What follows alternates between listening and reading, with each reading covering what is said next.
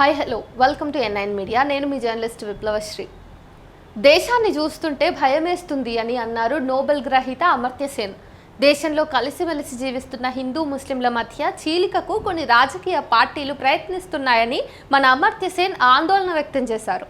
ఈ సమయంలోనే ప్రశ్నించే గొంతులు అవసరమని, అయితే ప్రశ్నించే వారిని కేంద్ర ప్రభుత్వం జైల్లో వేస్తోంది, అనేక రకాల హింసలకు గురి చేస్తోంది, లేదా సనాతన ధర్మ పరిరక్షణ పేరుతో చంపేస్తూ ఉందని ఆయన అన్నారు. నా హిందూ బురా హే, నా ముసల్మాన్ బురా హే, वो दोनों को आपस में लड़ा रहा है, ఓ సైతాన్ బురాహే. అంటే హిందువులు చెడ్డవారు కాదు, ముస్లింలు చెడ్డవారు కాదు, చెడ్డవారు ఎవరంటే ఆ ఇద్దరికి కొట్లాటలు పెట్టే సైతానులు చెడ్డవారు అంటున్నారు. జిస్ దిన్ గీతా और ఖురాన్ కో జాన్ జాओगे ఉస్ దిన్ దంగా కర్వానే వాలోं को పహచాన్ జాओगे.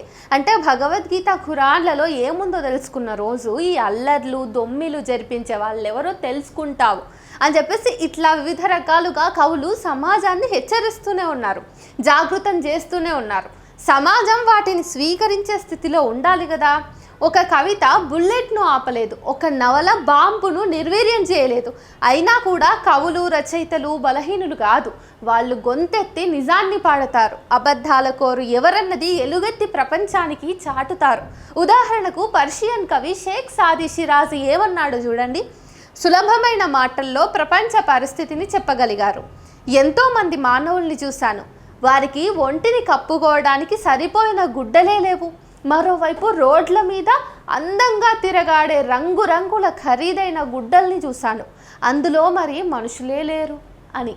అలాగే అలెగ్జాండ్రియా మహిళా తత్వవేత్త, ఖగోళ శాస్త్రవేత్త హైపాటియా అలెగ్జాండ్రియా చెప్పినటువంటి విషయం గురించి కూడా మనం మాట్లాడుకోవాలి. అలాగే దాన్ని ఆలోచించడానికి 21వ శతాబ్దంలో కూడా కొందరు భయపడుతున్నారు. ఆమె మాటల్లో ఎంత వాస్తవం ఉందో ఒకసారి మనం కూడా ఆలోచించి చూద్దామా. సరదా కథల్ని సరదా కథల్లాగా ఉండనివ్వండి, విశ్వాసాలను విశ్వాసాలనే చెప్పండి, అద్భుతాలను కవితా కల్పనలని చెప్పండి. అంతేగాని అంధవిశ్వాసాలని వాస్తవాలుగా నిజాలుగా చెప్పడం అంత నికృష్ట చేష్ట మరొకటి ఉండదు. కవులు, కళాకారులు, మేధావులు, జర్నలిస్టులు వరుసగా హత్యలకు గురైనందుకు నిరసనగా ఈ దేశంలో 10 ఏళ్ల క్రితం అవార్డు వాపసీ అనే ఒక కార్యక్రమం జరిగింది. అప్పుడు కూడా ఇదే ప్రభుత్వం అధికారంలో ఉంది. సత్యం కోసం సంఘర్షిస్తున్న ఇలాంటి వారి వెనుక ఇప్పుడు ఆర్టిఫిషియల్ ఇంటెలిజెన్స్ కూడా నిలబడింది. గ్రోక్ రంగప్రవేశం చేసింది. గ్రోక్ అనే ఇంగ్లీషు పదానికి అర్థం ఎవరైనా ఏదైనా అంశాన్ని లోతుగా అవగతం చేసుకోవడం అని. తన XAI టూల్కు గ్రోక్ అని పేరు పెట్టుకున్నాడు. మన దేశంలో అబద్ధాలు ప్రచారం చేస్తూ మత విశ్వాసాలు రెచ్చగొడుతూ అధికారంలో కొనసాగుతున్న RSS BJPల బండారాన్ని ఇప్పుడు గ్రోక్ బయట పెడుతుంది. గత 11 ఏళ్లలో ఎంతో మంది మేధావులు, రచయితలు, కవులు, కళాకారులు, రైతులు, మహిళలు, బాధ్యత గల పౌరులందరూ ప్రభుత్వాన్ని ప్రశ్నిస్తూనే ఉన్నారు. ప్రభుత్వం అణచివేస్తూనే ఉంది. కొందరిని జైల్లో వేయించింది, మరికొందరిని హత్యలు చేయించింది. ఇప్పుడు వీరందరి పక్షాన ఆర్టిఫిషియల్ ఇంటెలిజెన్స్ చాట్బాట్ రంగంలోకి దిగింది. బీజేపీ వారి పెద్ద పెద్ద నాయకుల అబద్ధాల్ని, వికృత చేష్టల్ని గ్రోక్ బయటకు తీస్తుంది. శిక్షిద్దామంటే అది మనిషి కాదు, ఏం చేయడం అని ప్రభుత్వ పెద్దలంతా తలలు పట్టుకున్నారు. నిజాలన్నీ ప్రజలకు తెలుస్తూ ఉంటే ఇక తమ మాట చెల్లుబాటు అయ్యేది ఎట్లా చెప్పండి అని బెంగబెట్టుకున్నారు. దీన్ని విదేశీయుల కుట్ర అని అనగలరు. 4000 IT ఉద్యోగులతో IT సెల్ రూపొందించి రోజుకు లక్షల కొద్దీ తప్పుడు వార్తల్ని, తప్పుడు వీడియోల్ని ప్రపంచానికి అందిస్తున్న తెలివిగల ధనిక పార్టీ కదా. దేశంలోని ప్రధాన మీడియానంతా కొనేసి వాస్తవాల్ని బయటకి రాకుండా ఎంత కట్టడి చేసినా ఇదేమిటి ఇలా జరిగింది అని కుమిలిపోతున్నారు. ఇప్పుడు గ్రోక్ వారికి ఒక ఛాలెంజ్గా మారింది. ప్రతి విషయాన్ని వక్రీకరించి అబద్ధపు కథనాలతో దేశ ప్రజల్ని, ముఖ్యంగా యువతను తప్పుదారిన నడిపించే కార్యక్రమానికి అడ్డుకట్టబడింది. గాంధీ, నెహ్రూ కుటుంబాలపై అల్లిన తప్పుడు కథనాలన్నీ పటాపంచలయ్యాయి. సావర్కర్, గోల్వాల్కర్ల నిజస్వరూపం యువతకు చూపిస్తోంది. దేశ స్వాతంత్ర పోరాటంలో ఏమాత్రం పాల్గొనని RSS BJPలు చెప్పే కల్పిత కథలు, కుహానా దేశభక్తి జనం తెలుసుకోగలుగుతున్నారు. ఇన్నేళ్లుగా కొందరు కవులు, రచయితలు, వక్తలు, చరిత్రకారులు, స్వతంత్ర జర్నలిస్టులు మర్యాదగా మెత్తగా చెబుతూ ఉంటే జనాల మెదడుకు ఎక్కడం లేదు. ఇప్పుడు ఈ గ్రోక్ ఏం చేస్తుంది అంటే తిడితే తిడుతుంది, అరిస్తే అరుస్తుంది, దెబ్బకు దెబ్బ అన్నట్టు సమాచారం అందిస్తూ ఉంది. నిజాల్ని కుప్పబోస్తుంది. దాని ఉధృతిని, వేగాన్ని ఈ చదువురాని అవివేక మూర్ఖ శిఖామణులు ఎట్లా ఎదుర్కొంటారో తెలుసుకోవాలిక. ఆవులిస్తే ప్రేగులు లెక్కబెట్టే రకం కాదు ఇది. ఆవులించకుండా ఆపరేషన్ చేసి మరీ రుగ్మతల్ని బయటపెట్టే రకం. ఆర్టిఫిషియల్ ఇంటెలిజెన్స్తో డ్రైవర్ లేకుండానే నడిచే కార్ల గురించి మనకు తెలుసు. సర్జన్ లేకుండానే ఏఐ పరికరం ఆపరేషన్లు చేస్తుందని విన్నాం. కాళ్ళు బలహీనమై నడవలేని స్థితిలో ఉన్న ఒక వృద్ధుడికి కాళ్ళు బాగు చేసిన ఏఐ అతన్ని నడిపిస్తోందన్న వార్త కూడా చదివేశాం. మనిషి కేంద్రంగా సాధిస్తున్న విజయాల ముందు, వైజ్ఞానిక ప్రగతి ముందు మతం కేంద్రంగా నడిచే దురహంకారుల పాలన ఎంతకాలం సాగగలుగుతుంది? తమలోని కుట్రల్ని, కుతంత్రాల్ని రాల్చేసుకుని మనుషుల్ని ప్రేమించే, గౌరవించే మనుషులుగా మారక తప్పదు. ఒకవేళ ఈ గ్రోక్ను బ్యాన్ చేసి నోరు మూయించి అధికారంలో ఉన్నవారు మరిన్ని అరాచకాలకు దిగితే ఎట్లా అని బెంబేలు పడాల్సిన పనే లేదు.